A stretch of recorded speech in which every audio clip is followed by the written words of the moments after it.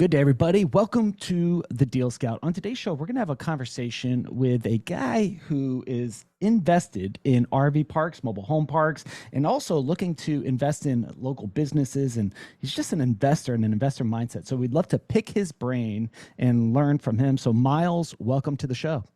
Yeah, thanks for having me. Absolutely. Now, looking through your LinkedIn, this is a great place to learn, quick headshots and overviews of people. And I see that you were a baseball player. What position did you play back in the day? Yeah, mostly center field. I could play all the outfield positions, but I played at a small college. I actually coached baseball in college for 6 years, so loved it, but worked every day, all day, and made very little money. So I finally got out of it. So Yeah. So center fielder means you got to be fast, but you also have to read the whole field, right? Like this is something that's the position of like, it's almost like pitcher of the outfield, right? yeah, you're like the general. So you know, if you call the left or right fielder off, or the shortstop or second baseman, they have to get out of the way and let you catch it. So Yeah. yep. Could you throw it from center field to home plate? Could you get it there or maybe on No, a bounce or my two? arm wasn't great. I had an elbow surgery when I was 18, and after that, things weren't. I had an average to below average arm. So Yeah. Cool. So how did you go from coaching baseball into the world of syndicating deals, RV park investor, mobile home park investor? Like how did that happen? Take us through your journey, man. yeah, and I'll try to keep it short because it is a long journey. So I I'm get it. 41 now, so I got into right out of college and started doing that and taught high school for a year, health and PE, and didn't really like that very much, and coached baseball, and honestly learned how to work, and a lot of it was recruiting. So I learned how to sell, basically, even though I didn't think about that at the time. And just the no excuses mentality. It's like, here's 35 guys in this tiny little area, and you got enough weights for 5 people, and you need to figure out how to make a good workout for 35 people. So, and it was like, it doesn't matter that it's cold, or our field isn't great, or that we have a tiny town where our schools. So it was a lot of having to figure things out. I had some really good coaches that I worked under, so I feel like that helped me a lot. And then I was finally got out. I was hitting 30, getting married, and came back to Lexington, Kentucky, from was where I was from, and worked, still hanging on the coaching thing part time at a D3 school, and working at a physical therapy place. And it was funny. I was on a bus. I think I was 28, and I started reading this book, and it was Toilet Paper Entrepreneur by Mike Michael McCallowitz. McCallowitz. Yeah, Yeah. and like it was like fireworks were going off in my brain, because I was like, because my mom was a professor and my dad was an attorney, and like all growing up, I get good grades, get a good job, and like I didn't even know you could actually own a business. Like that was so foreign to me. But like it's just like I'm reading this book, and I'm like, this is me. Like this, I'm an entrepreneur. Like I just never put it together. And then from then, I always like to read, so I was just devouring things on how to. And so I'm like, well, I like working out. I got these certifications. I'm gonna start my own fitness Fitness business. company. So, Yep. and I start trying to train people, and I get a site, and 6 months goes by, and I cannot get one client. Like it was so bad. And so then I just start buying all these courses. I signed up for coaching. And then like I learned wow, this is really like a sales and marketing game here. And I was terrible at it first, but I got better. And I started off renting and just cut me off. I'm going too much detail here. It's just Keep going, man. I will cut you off if it goes off. But I love the story of the entrepreneur, but it's unique that you're started from a financial book, right? Mike Michalowicz is known for profit first, and he's very financial first, education. So it's interesting in that. But continue the story, and then we'll go back to Mike Michalowicz. Yeah, and so I just rented out this place, this old church like warehouse with no heat, and I bought $300 worth of bands, and I went out and talked to every single person I could find, and I had a little niche with the baseball kids, so I started training these youth baseball players. And then winter was hitting, and I was like, I got to figure something out. And then I found this place, and it was probably 7,000 square feet, and it was like a little bit above like what I could really afford, but I went for it. I signed a 3-year lease, and then the pressure was on. But I was able to get it like, to about $10,000 a month recurring revenue, which was pretty good. But then you have all these expenses, with the facility. So it went good for a couple of years. It brought my wife into it. She was a nurse. And then there are a number of things that happened, but it just kind of went downhill to where like all the schools could practice year round. They changed the rules. So a lot of the kids didn't have time to come to me. And just a number of things happened to where like the business just started going down. And so I was able to find a job with the franchise that I worked for, like coaching these fitness business owners and helping. And I learned on the side how to run all these Facebook ads because Mm-hmm. I started a like a business selling baseball information products, and I made enough money to like pay for all my ad costs, but I didn't really make enough money to actually pay myself. But I was able to get about 10,000 over 10,000 leads, like online through all 50 states because I figured out Facebook ads. And so anyway, long story short, I kind of did that for this company and learned a system on how to coach business owners and talk to some very interesting people like Norway, Kenya, Australia, like all these people that have their own fitness businesses. And so after a while, I just wasn't getting paid very much, and I got a job in medical sales, and that went pretty well. But the whole time I had started, that was like around 2016. I was working, just studying real estate, and it took me about a year to figure out that I really like mobile home parks for a number of reasons. With the moat that Warren Buffett talks about there, the good supply and demand metrics because they're most counties and cities won't let you build them. And then it was just a process of again like reading, and then like, oh, I still can't figure this out. I gotta pay a guy in the Philippines to build this off market list. I gotta figure it because the only thing I owned was my personal home. I never bought a duplex or anything. And so it took me a while to figure out all the pieces, but it took me about 3 years before I closed on my first deal, which was June 2020. And then after that first one hit, and I made thousands of cold calls, and it just kind of all it just started flowing, and like we went pretty fast. And then the next 2.5 years, I think we bought probably about $30 million worth of real estate like in that 2.5 years. So and it was just solving problems like whether it's finding money or finding financing or finding investors or operate. It was a flurry, but it was fun, and I learned a lot. So Yeah, I love the story. So, a typical entrepreneur, I'm very much the same. Try everything out to figure out what we want to do or don't want to do in life, right? Resume is very long with lots of splatter marks in it, right? But when you find something that you're passionate about, that you enjoy, then everything gets piled into that bucket, and then you're all in, right? Like, I'm going to figure this out. Along the journey, you figured out what you'd like, what you don't like, but it all started with a book for you. Why did you read that book in the first place? yeah, I always would read a lot, so I just found kind of a formula of like if I wanted to know something, it's really easy for me to go to the library and check out a book or buy a $10 book on Amazon, and I would I'd read 5 books on the subject, and I felt like I'm not an expert, but I know more than like 98% of people on that Mhm. topic. So I did that when I was coaching, and I felt like I got good at like coaching the mental side of baseball and the hitting piece of it, and then I did that like in fitness to where the same thing, and then so when it came time, early on I just felt like I wasn't where I was supposed to be. Like I was coaching baseball, I'm working 55, 60 hours a week, doing all these like side jobs, just trying to make, at the end of the year I look up and I've made like 37 grand, and I'm working 55, 60 hours a week, and I'm like there's something like I'm doing something wrong here. And so I think I was just searching, trying to find like what really fit me. So Yeah. Man, while I was doing that, I started as a fitness technology guy, right? okay. I retired from the fire department early. Like, I took a cash out my pension, put it all on black, and failed miserably. But I got into fitness, and I became a CISM guy, or NASM. Sorry, NA. I get all my acronyms messed up.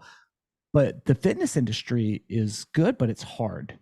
Really hard. It's really hard because not only do you have to sell the gigs, you have to do the gigs, and you have to live the gig, right? It is like nobody wants a fat trainer. Nobody wants Hmm. someone who's like at it, like, so it's just like that was tough for me. But I learned the chops, which now parlaying into real estate, it really was beneficial. Like I couldn't go back and remove any of the failures to get to where I am today.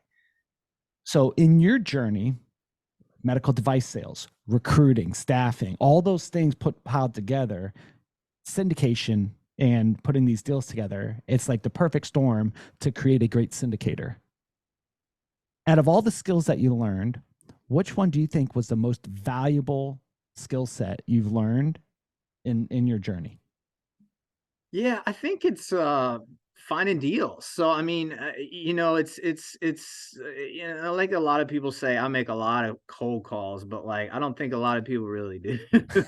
Yeah. Because like even I've done a lot of in-person sales, but when you pick up that phone, it's different. I think it's almost harder because you don't have that face-to-face human connection. And I mean, I just did it solid, just about 5 hours a week, for about 9 to 12 months, and then the momentum started adding up, and I probably tried to wholesale like 7 deals, and they all fell through, and like I just didn't know what I picked the wrong deals, and then the wrong buyer, and then finally I was just like, man, I'm just gonna try to buy this. This is dumb doing all this work and getting to the end and getting nothing out of it. I got one to go through. I mean, that was it. But Yeah. so yeah, and I think just kind of my background with that stuff, and just honestly just trying to truly be interested in like the other person's story. I think that kind of shines through, and almost being like the anti salesperson, like just being really curious like about their life, because everybody has a story. And then once I'd make that initial connection, I'd try to go meet them in person, further develop rapport, and then I would find like, well, maybe the terms are now a little bit more favorable, or the price, Yeah. now that they got to know me a little bit, because they had a lot of people calling them, but nobody else was coming to see them. So I think that was big. And what we've kind of done, I mean, like for example, we had a couple deals that were pretty big, relatively speaking, that we hadn't developed the capital raising to really take them down. So we partner with bigger groups that kind of already had that established, but they didn't have the deal flow like we had. So finding ways, and now whether we took an acquisition fee and then we took a small chunk of equity, we would do that. But like just finding, if you have the deal, you can make something out of that opportunity. So that's really like that's where it all starts, I think, for me. It sounds like your superpower is knocking on doors, cold calling, getting a deal, finding the deal, because you've had to learn how to do that as a fitness guy. Like if you didn't bring in a client, you didn't eat, right? Give us some tips on cold calling mobile home parks or RV parks. Give us a few tips. One you said is getting face to face, belly to belly, right? That's a tip, right? As soon let me go take a look at the property if there's an interest. So that's a tip. Give us a few others. Yeah, I mean, I think you kind of have to look at it like a whole ecosystem. So there's like different ways to go about it. But I put a significant amount of money into building out this list. I mean, probably in 3 years, I probably put 20 to 25 grand like into building out this list. So like that was an investment. And I looked at that like it was gold. Because once the broker gets a hold of it, if you're not established, like brokers aren't going to talk to you, and they're typically aligned with the sellers. So a lot of times the prices don't make sense. So that was really like, hey, this is the route I have to take. I don't really have a choice. And so I think, yeah, just making those calls, and like being consistent about it, and then eventually I was able to kind of outsource a lot of that. But the problem is nobody is going to do it as good as you're going to do it. Like my guy in Pakistan has a little bit of an accent. Like it's just not going to be the same feel for a lot of these older sellers that are in their 70s and 80s. They may not like that. So you can outsource, but it's hard to find somebody that's actually good at it. But yeah, I think just a consistent follow up, and you got to realize that it's going to take a lot longer than an on market deal. I mean, from like first contact to actually closing, every single one of I think we did like 13 deals, 10 of them were 11 of them were off market, like direct to seller. Wow. and the average time frame for all of them were from first contact to closing was like 9 to 18 months. So you got to realize that like they're not sure. So they're, yeah, thinking about selling. And then they come back a month. "Ah, I don't want to sell." And then like 2 months later, well, maybe I can sell. And things happen. But if you just stay consistent, like with the follow up, try to build the relationship, they're going to be the one. And I've had so many frustrating situations where I just wanted to strangle the seller for for like saying one thing and then doing another, or changing their Yeah. mind, or like changing the price at the last second, Yeah. and just so it gets frustrating, but like at the end, if you get a really good property at the right price, it's worth it. So We, as a cold call, calling into, and I've done this, I've door knocked and such like that. Getting to the price, getting to like the value of something is so hard because this person might have been building this mobile home park or RV park. They're in their 70s or whatever, building it, managing it, their whole family, their kids grew up, they're like everything, and they've been doing it. In their mind, they have a perceived value based on their pain or based on, what it's done for them and their family versus what it actually is worth. How do you cross over the price? Is it he who speaks first loses, or how do you approach dollars?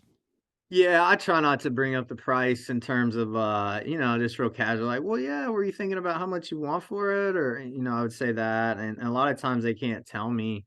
Or Mhm, maybe they do have a number, but they know that rule and they don't want to tell me. So mhm. and I try not to bring it up, but because I typically lose if I bring it up. But typically they do have a price in mind. So and if it's really above to where that the property's worth, sometimes they have to hear it from multiple people. So I had one guy tell me, well, I'm asking like 4.4 million, and I said, well, in your area, based on your lot rent and how many you have occupied, everybody I think would tell you it's probably worth 1.5 to 1.7. He didn't like that, obviously. So Right. he's the guy, I'm like, look, if you change your mind, so that's not even within the realm of possibility. So I'm not going to waste the time to go see that guy. So he may have to get beat down for a while before he realizes how much it's worth by other people.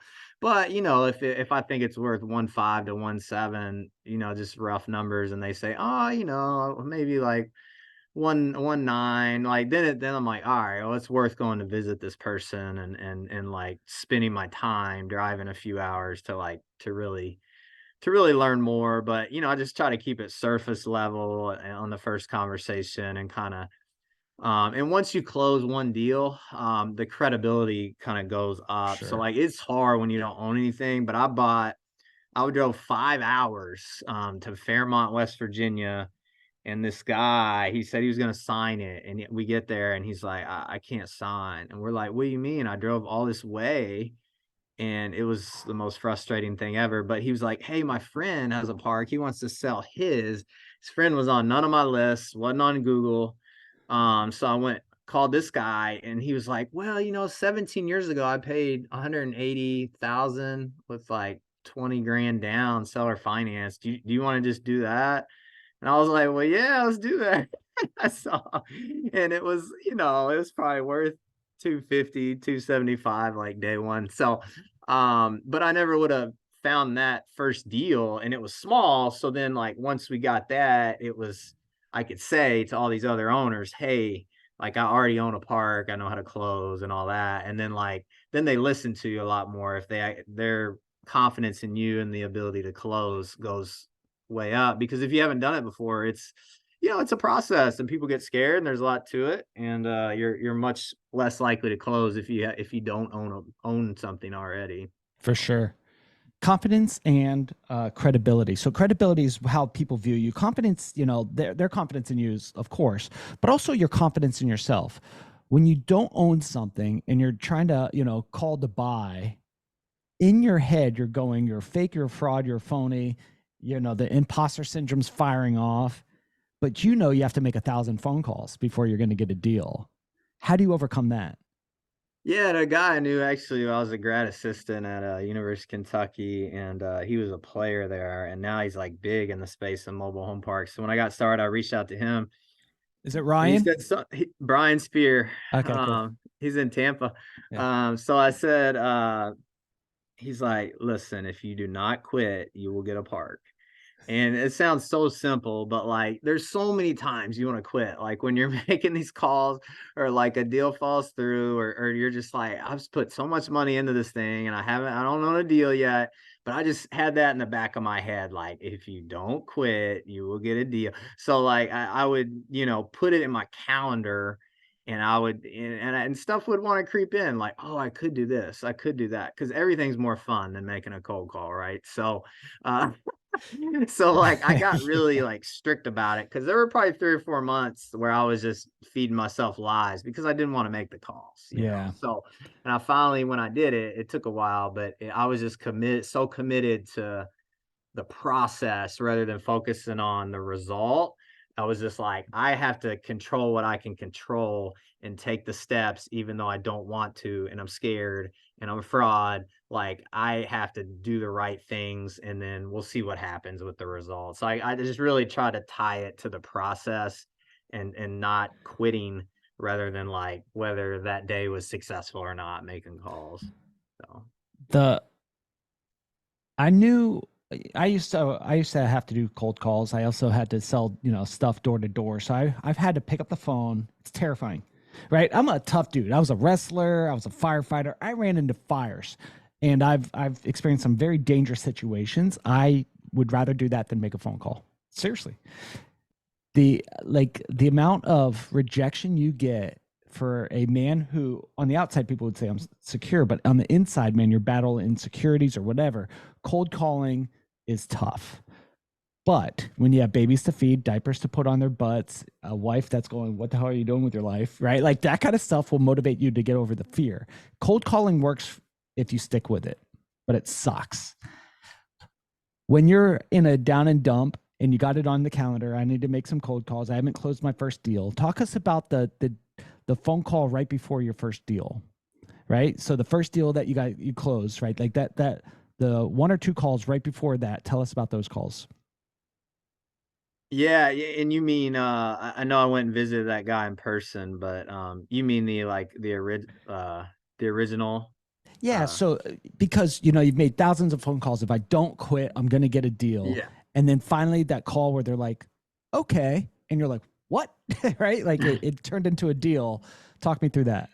Yeah, yeah. I mean, I had a number of them that were kind of wholesale, and so I kind of felt like I was playing both sides, and that wasn't always a good feeling. But in terms of the one that worked, I drove by it, and it wasn't very nice. So I was kind of like, but then the price was so good, I was like, I just need to do it and get in the game. We sold that one about a year ago. Yeah, it was like 300K, and we didn't really do much with it. I mean, we just kind of raised the rent a little bit, but like, And you made some money on it. yeah, yeah, like, so it worked out. I mean, it was like 3x on the money or more than that, in 2.5 years. So like, yeah, it's first deal, like it's good. And we probably lost money while we owned it, but yeah, honestly, I can't even remember the calls, but I do remember there, like some days it'd just be a big fat zero, but I felt like every time I was getting two down, I'd have a good day where I got like three leads or four leads, and then you're kind of like lifted up for the next week or so, like on that day. So I felt like there's enough, but it was just really about like being consistent and doing it. And sometimes I would even like trick myself, like, oh, I'm really not feeling this today. It's like Friday, 3 to 5 p.m. and I gotta make like, I'm just gonna sit here and drink a beer while I'm, like, making calls. Yeah. Then you don't care if they say no. All right, cool. I'll have another beer. Yeah, but I feel like it's so important to, like, take and sometimes this takes, like, a little bit of personal development where you've done the work to, like, work on yourself, but, like, if you can really detach yourself from the results, so, like, whether they say yes or whether they say no, it's not an indictment on me being, like, a good person, a bad person, a good salesperson, a bad it's Yeah. like, I don't care. Like, my job is to show up, make the calls, yes or no. I just don't care. Like, I'm detached from the results. So I think if you can get to that point, Yeah. the detachment is like key for just like I'm making these calls, like it doesn't matter what happens. Like that's all I'm worried about. Yeah. I found the best success is when I was detached and I'm just like, if I needed money, I had that commission breath and that's all they smell. And they're like, this guy's desperate, right? But if I'm like, calling someone up and I'm like, hey, I see this building. What the heck are you guys doing with it? Like, what is your plans with it, man? I would love to hear about it and maybe even participate. And they're like, oh, well, we're doing this. And then I got that. And I'm like, oh, cool. But before you know it, like we're in the deal together. And I was just like, why do I put so much like emphasis on trying to get a deal rather than just be curious? And you mentioned that earlier, is that curiosity is super helpful in sales, right? Just be curious. Hey, what the heck are you doing with it? Like, why, hey, we saw some new renovations, how can we Yeah, I think you're right. participate? And you kind of feel, people feel that vibe. Like if you're desperate or pushy and it repels them, you know? So it's kind Yeah. of like you're walking into a store and somebody says, how may I help you today? And you're like, oh, just looking. Well, like you walked in the store for a reason. Like you're obviously interested in something, right? Yeah. So, um, but it's like the automatic, like I don't want to talk people to a just, salesperson. yeah, I don't want to talk to a salesperson. Like it's just like, even though you're interested in buying something, you were in there, you know? So I think people just naturally have that. So it's like whatever you can do to I would try to talk with a lower voice and talk really slow. So I'm like, hey, this is Miles. I was just trying to see what you guys, have you thought about selling or like what, I saw your property. I was like, and so I try to be like real quiet and slower because I know when people are maybe like selling or pushy, they might be loud or like talk faster. So like I'm Yeah. trying to do the opposite of like a high pressure salesperson would do. See, So that's a good tip because when you're selling, you're afraid, right? It's a natural fear that we have of rejection or something like that. So like your blood pressure is going to be up, your heart rate's going to be up, you're going to talk faster because you're nervous. So if you could just force yourself to just kind of sit back, maybe even have a beer and just be like, hey, just seeing what you do, like it puts them at ease and it puts you at ease because that's how they communicate with their friends, right? They don't talk to their friends. right. Hey, buddy, you want to go out Friday night? Blah, blah, blah, right? Like, so that's a really good piece of advice is slow down, chill out, maybe have a beer. I like scotch and make a few phone calls. We should do that sometime. Yeah. Is just have a scotch here in our office. Let's make some cold calls together. Let's close some deals, right? That'd be fun. We should do that. Yeah. I love Awesome. it. Love it. So Miles, so you got into this game. You guys have acquired, here you are in your 40s. You've acquired $30 million in deals, and you're cranking. And at the state of the market right now, like inflation hit, the cost of real estate went through the roof, interest rates are high. What are you finding? Because one of your superpowers is finding deals, but like, what are you finding right now? Yeah, and honestly, I mean, we bought so much so fast. I think we have about 1,400 pads now. We're operating right around 900, 950, somewhere around there. So we really kind of needed to slow down and just work on our building our team and training them and our internal operations. So, because it just hit so fast to where it was like me and my partner were just kind of doing everything, and all of a sudden we're like, oh, we got to build out this company, because like you don't want your collections to suffer, and it's harder to find third party management in our space Yeah. just because the deal sizes are a lot smaller than multifamily. So you kind of have to, you're almost forced to manage it yourself. So yeah, I mean, we've, now we have 8 or 9 people in Southeast Asia through Upwork that kind of help us with whether it's websites or SEO or online advertising or customer service, social media stuff, so that's helped out a lot. And then we have property managers, we have an operations person. She's now to the point where she's like leading the meetings with our managers, going over collections and issues. And then so it's been a real process the last year and a half to kind of build all that out. And so we feel like we're at a lot better place than we were. Yeah. And we're kind of built for, possibly taking something on right now. But like we feel like we're another 6 months away to, there's some things more things that we want to implement to kind of get it to where we want it to be.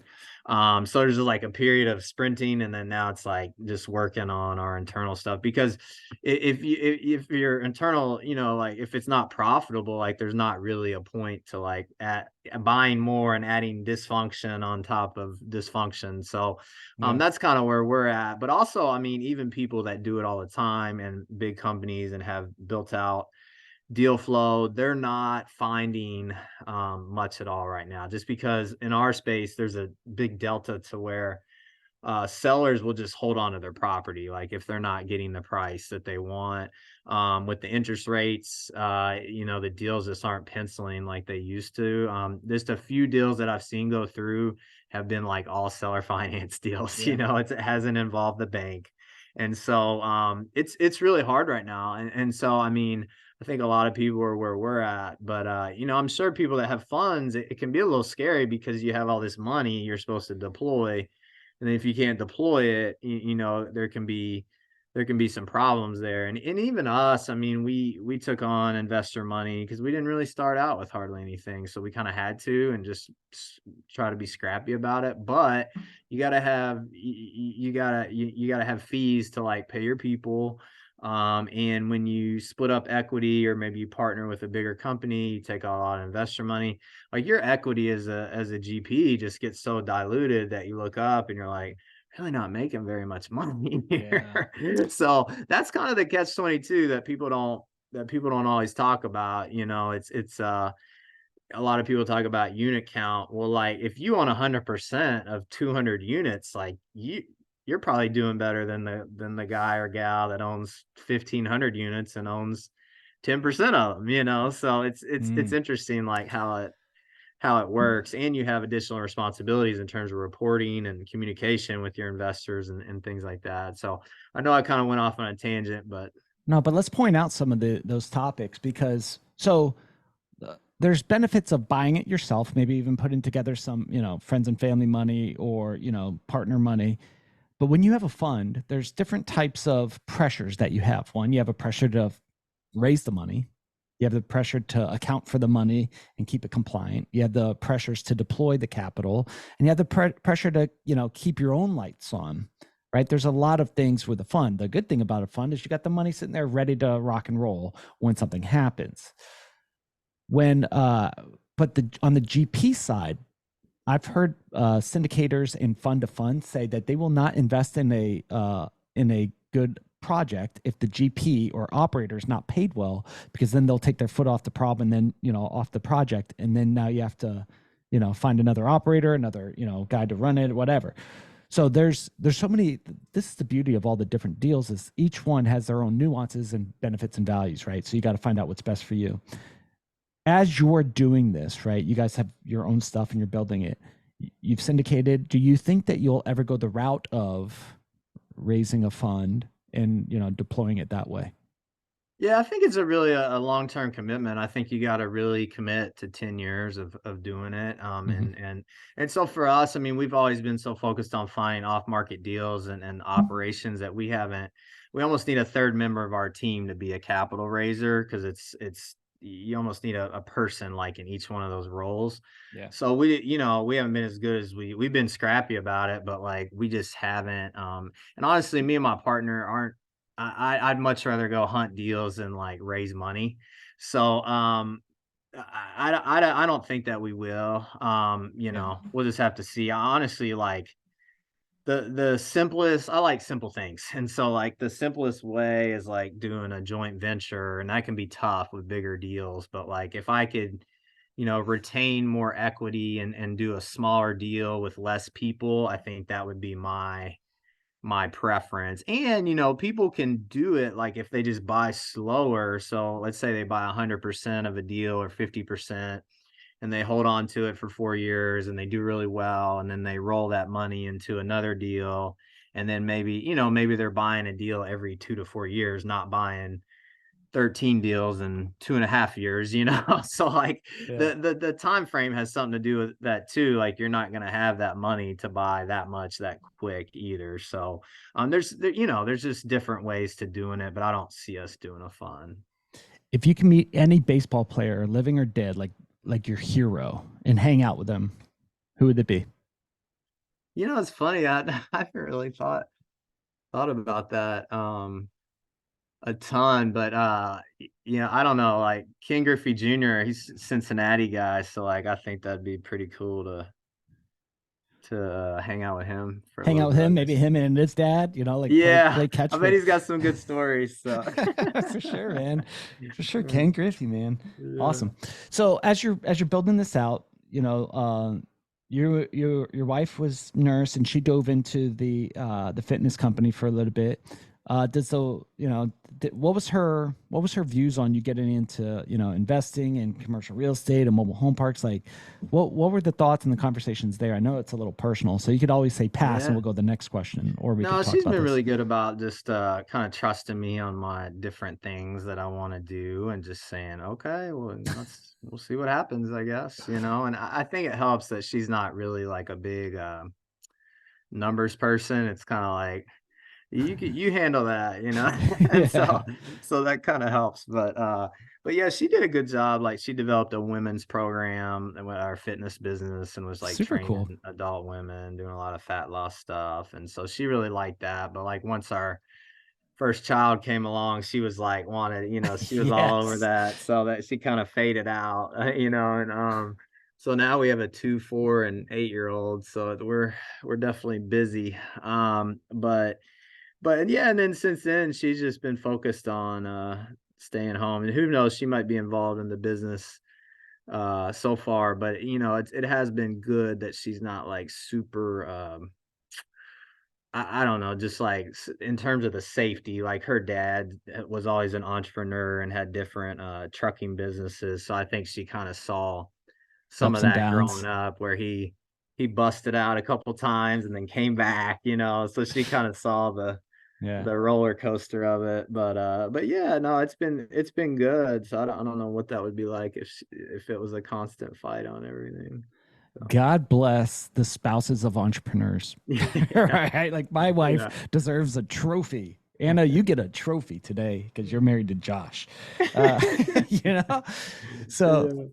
so Miles, when you're looking at I love how you said, sometimes buying slow and slowing down the acquisition, because sometimes as deal makers we go just another deal, just another deal. How many more deals? Just one more deal.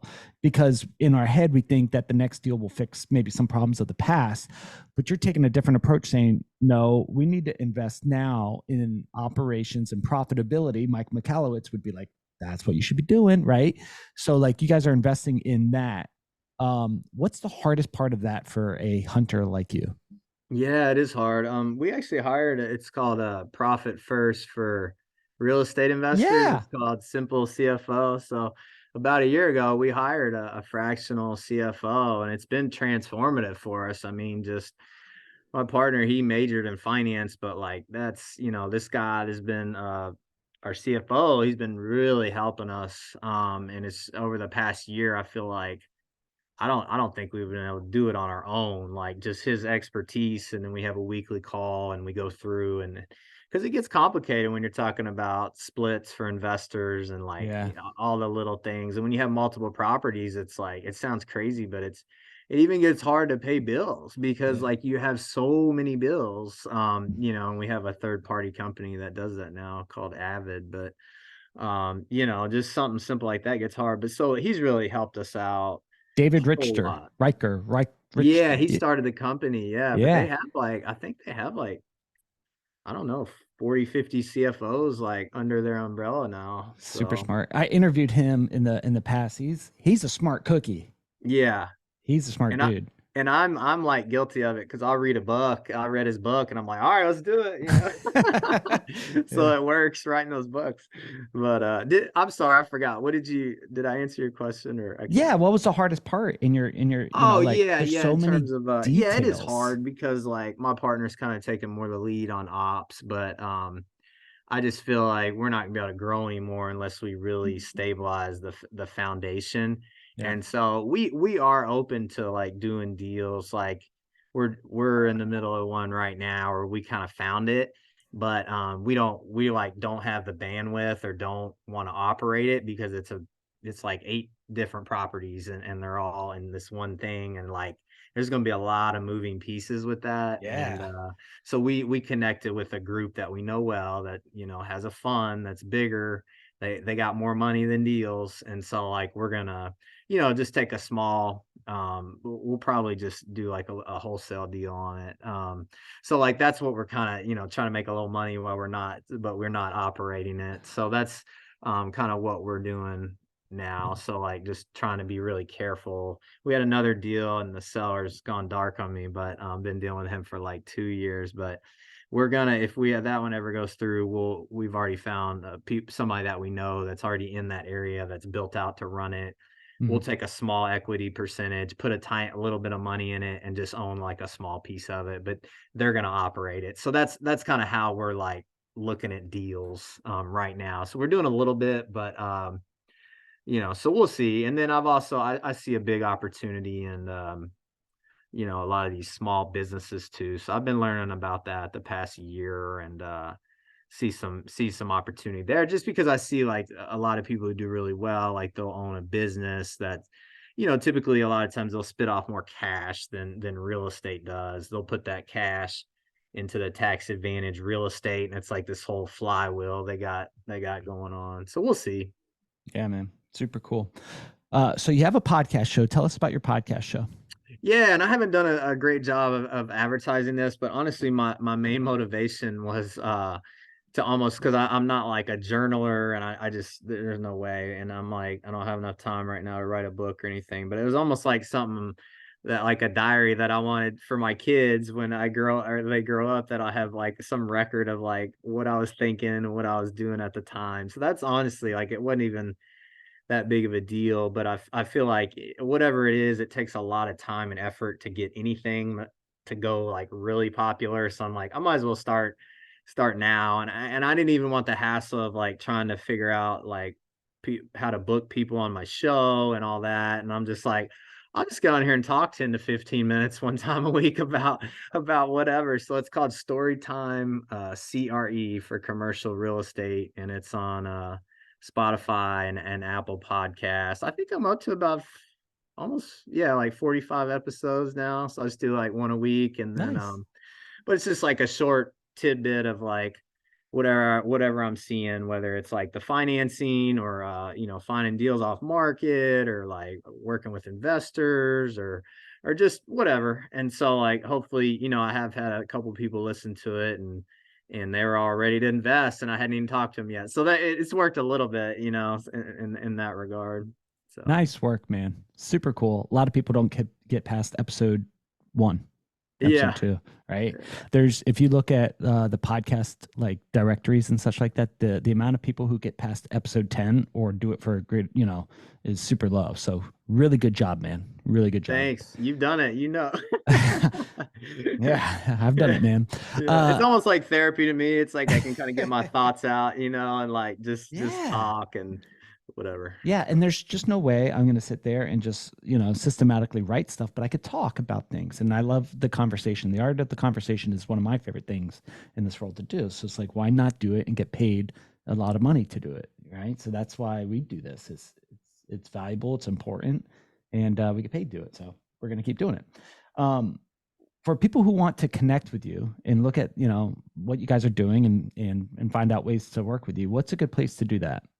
Yeah, treesidecapital.com. And then there's actually a free gift on there. It's a PDF I put together on what you should look for in terms of investing in mobile home parks or RV Mhm. parks and gives a little bit of our backstory. So you just put your name and email in there and you'll be added to my email list. And I just send out an email once every 2 weeks. It's mostly education, but I'll throw some deals in there too. And then I'm also on LinkedIn and then also a podcast. Love for anyone to listen to it. Cool.